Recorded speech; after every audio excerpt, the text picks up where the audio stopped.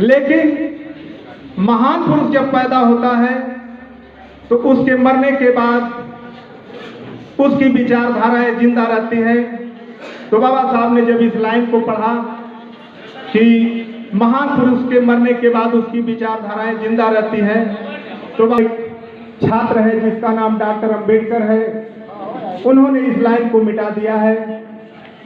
जहां पर अपने उत्तर प्रदेश में या भारतवर्ष में चांसलर या वाइस चांसलर वीसी होते हैं,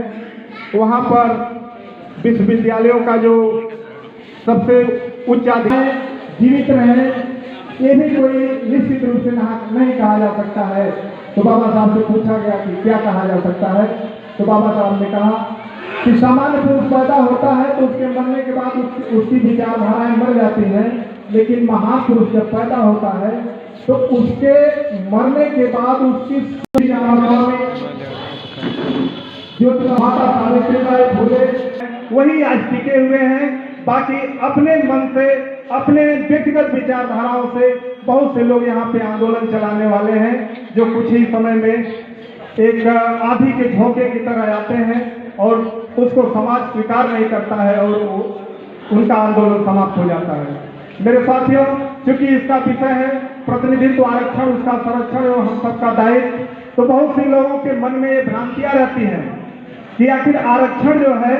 ये तो पढ़े लिखे लोगों को मिलता है। आरक्षण जिसके घर का कोई सदस्य पढ़ नहीं रहा है या किसी नौकरी में नहीं है, तो उसको आरक्षण की क्या आवश्यकता है। मेरे साथियों, बाबा साहब ने बहुत ही मार्मिक बातें लिखते हैं कि मेरे समाज के लोगों,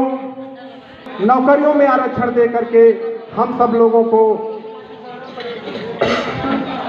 आगे बढ़ने में ही नहीं बल्कि मुख्यमंत्री तक बनाया और अपने समाज का नेतृत्व करने के लिए दिया था, जिसको कि हमारे कुछ तुच्छ लोगों की तुच्छ सोच के द्वारा